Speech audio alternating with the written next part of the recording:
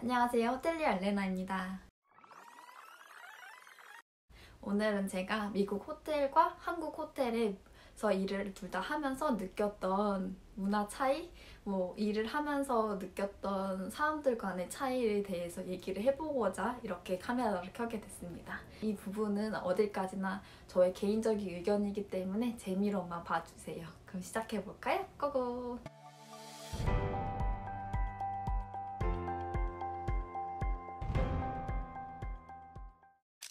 네, 우선 저의 영상 아직 못 보신 분들한테 말씀드리는 거는 저는 미국 호텔에서 일을 하다가 한국으로 넘어오게 되면서 한국 호텔에서 일을 하고 있습니다.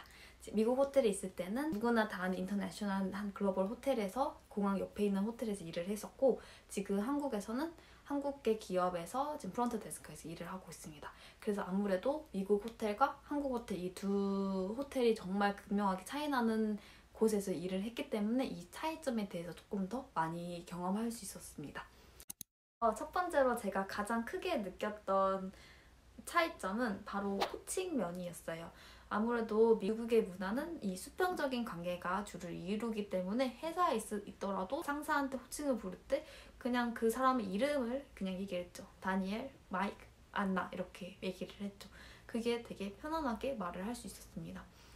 선배나 바로 앞에 상사, 대표이사가 와도 그분은 그냥 마이크인 거예요. 그냥 스티븐인 거예요. 근데 한국은 그렇지 않죠.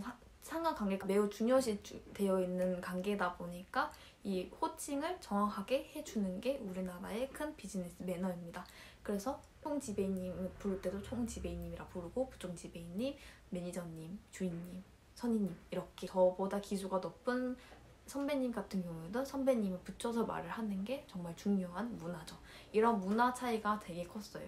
그래서 저는 사실 이 직급면도 슈퍼바이저, 매니저 이렇게 GM 이렇게 알고 있다가 한국에서 그런 호칭을 부르는 게 좀 어색했어요. 특히 아예 큰 부총지배인, 총지배님 이런 분들은 명확하니까 그렇게 부를 수 있어도 저보다 몇 달 많은 선배님한테 선배님 부른다는 것도 일을 하면서 배웠던 것 같아요. 그렇게 부르는 걸 몰랐어가지고 처음에 부르는 게 많이 어색했어요. 따뜻하게 대하긴 해도 선배님이 부르는 자체가 많이 어색했었던 것 같아요. 지금은 그래도 항상 선배님 어떻게 이렇게 얘기를 하긴 하는데 아무래도 그런 면에서 많이 차이를 느꼈습니다. 그리고 두 번째로는요. 아무래도 한국이 미국에 비해서 치안이 많이 안전한 나라잖아요. 치안이 되게 좋은 나라인데 컴플레인이라서 객실 요청을 하시면은 저희가 직원들이 그냥 자유자재로 객실로 드나드나 하고 아니면 저녁 늦게라도 왔다 갔다 하는 게 일상이더라고요. 근데 미국에 있을 때는 5시면 넘어도 어두워지기만 하면 여자 혼자 편의점에서 밤 새벽에 왔다 가는 정말 위험할 수 있는 상황입니다. 진짜 여자 둘이 가도 위험하고 혼자 가면 당연히 더 위험하고 남자랑 같이 가도 그냥 밖을 나가는 자체가 위험했어요. 차를 끌고 나가도 정말 목숨 내놓고 간다고 생각하고 나가야 됐던 그런 분위기였어요. 그래서 보통 저는 또 그 사원으로 들어갔기 때문에 야간조는 나이트 어디트라고 해서 따로 그 야간을 하시는 분이 계시고 저는 오전이나 오후조 이렇게 2개만 교대를 하면서 일을 했었습니다.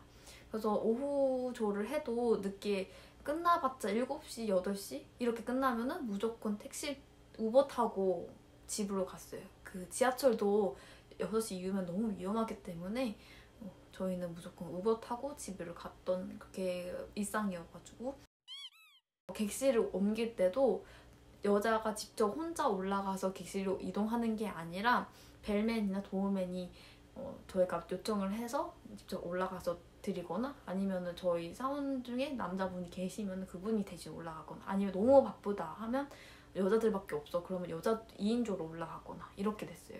근데 너무 엄청 미친듯이 바빠 이러면은 여자 혼자 올라가긴 했어요. 핸드폰 들고 마음의 준비를 한 상태에서 올라가서 진행을 했었기 때문에 그만큼 많이 예민하게 받아들여졌습니다.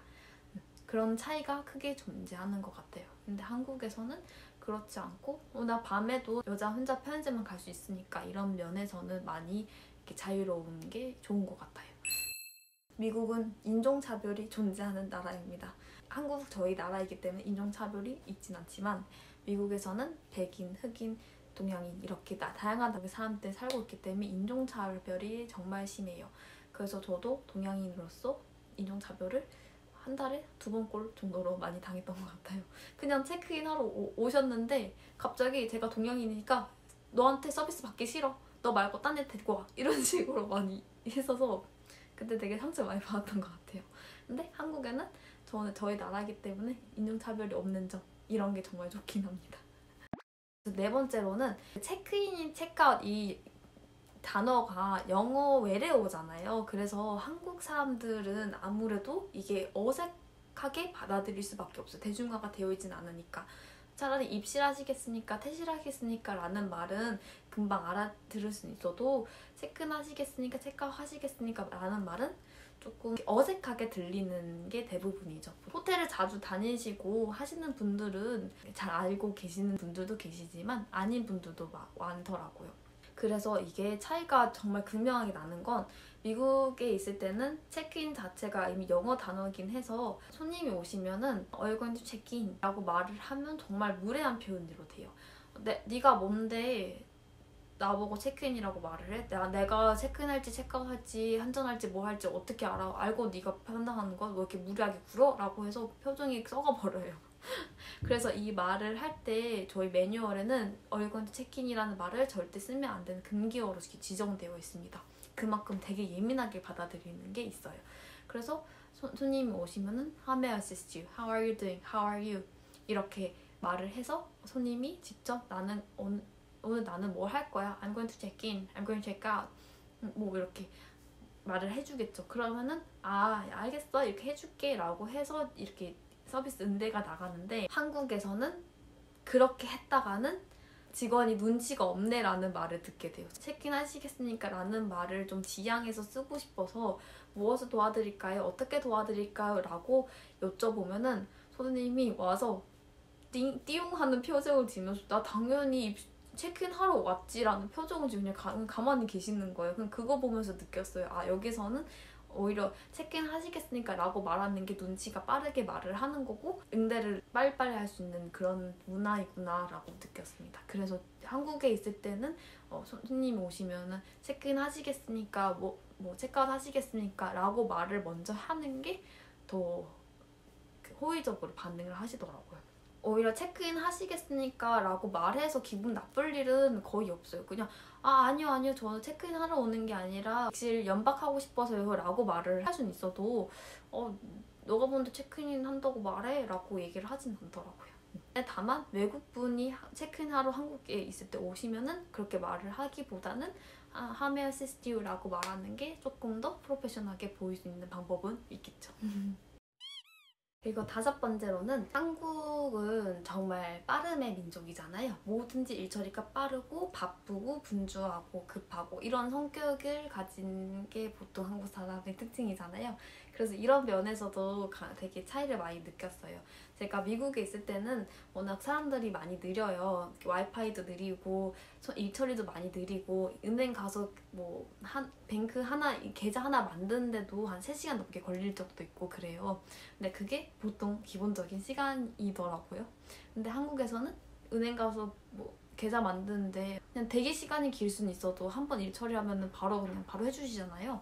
이런 차이가 있어서 많이 달랐던 것 같아요. 제가 예를 들면 프런트에서 전화를 받고 있는 상황이에요. 전화를 받고 있으면 저 말고 다른 사람들 다 응대를 하고 있는 상황이에요. 그러면은 손님이 들어오셔도 손님이 저희가 상황이 너무 바쁘다는 걸 인지를 하고 계시기 때문에 뒤에서 기다리고 계세요. 기다리다가 우리가 아이 컨택이 돼서 나 지금 직원이 지금 다 준비됐으니까 이쪽으로 와 라고 표시를 하면 그제서 이렇게 오신단 말이에요. 그런 게 정말 잘 되어 있었는데 한국은 그렇지가 않더라고요. 저희가 전화 받고 엄청 바쁘게 하는 게 보여도 그냥 와가지고 이거 해줘 저거 해줘 라고 말하는 게 저는 되게 좀 힘들었어요.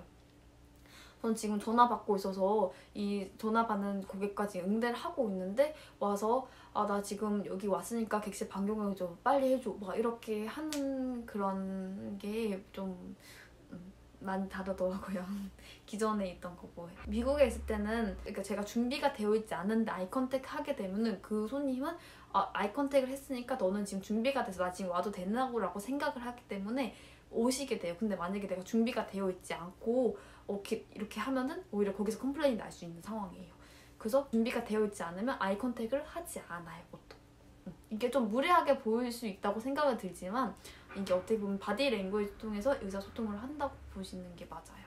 근데 한국에서는 아무리 바빠도 나 지금 너 인지하고 있어. 너 여기 잠깐 대기 좀 해줘 라고 말을 해드려야 손님께서 아 그렇구나 하고 대기를 해주시더라고요. 기분 나빠서 그렇지 않은 컴플레인 하시는 분들도 많이 있지만 그렇습니다.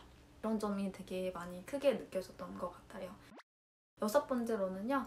보통 미국은 예약을 자리 잡혀 있어요. 어딜 가나 뭐 밥을 먹으러 가나 모든 게 다 예약을 통해서 진행이 되고 있는데 제가 특히 호텔이 공항 옆에 있는 호텔에서 그런지 워크인을 받는 경우가 정말 없었어요. 제가 다니는 기간 동안에는 한 번도 없었던 것 같아요. 댓글에 워크인은 어떻게 받아요? 라고 질문 주신 분도 계셨는데 제가 워크인을 받아본 적이 없어서 어떻게 하는지 모르겠는 거예요. 그래서 그런 점이 있었고 또 만약 예약 없이 오셨더라도 바로 앞에서 그냥 직접 핸드폰을 예약을 하고 오시는 분들이 많았어요. 근데 한국에서는 지금 제가 일을 하는 곳이 도심 속에 있는 호텔이다 보니까 급작스럽게 일정이 변경돼서 그냥 현장에서 예약 없이 오시는 분들이 정말 많아요. 근데 그게 당연하다고 생각하시는 분들도 많고 현장 금액이 예약 금액보다 훨씬 비싸다 하는 것도 잘 모르시는 분도 많아서 이런 점에 있어서 좀 차이가 많이 나는 것 같습니다. 워크인으로 오게 되면은 저희가 직접 예약을 생성해야 되기 때문에 좀 많이 번거롭거든요. 그래서 예약을 미리 해주고 오시는 게 저희 호텔리어로서는 가장 좋은 매너 있는 고객입니다. 그건 참고해줬으면 좋겠습니다. 네, 이렇게 6가지 통해서 한국과 미국의 호텔 문화 차이에 대해서 알아봤는데요. 어떠셨나요? 좀 많이 다르다고 좀 느끼셨나요? 저는 한국 오면서 이 문화 차이가 정말 180도로 다르다는 느낌을 많이 받았어서 이거 말고도 엄청 많지만 일단 크게 이렇게 얘기를 해보았습니다. 네, 도움이 되셨다면 좋아요, 구독, 알람과 설정까지 꼭 부탁드리겠습니다. 그럼 다음에 봬요. 안녕!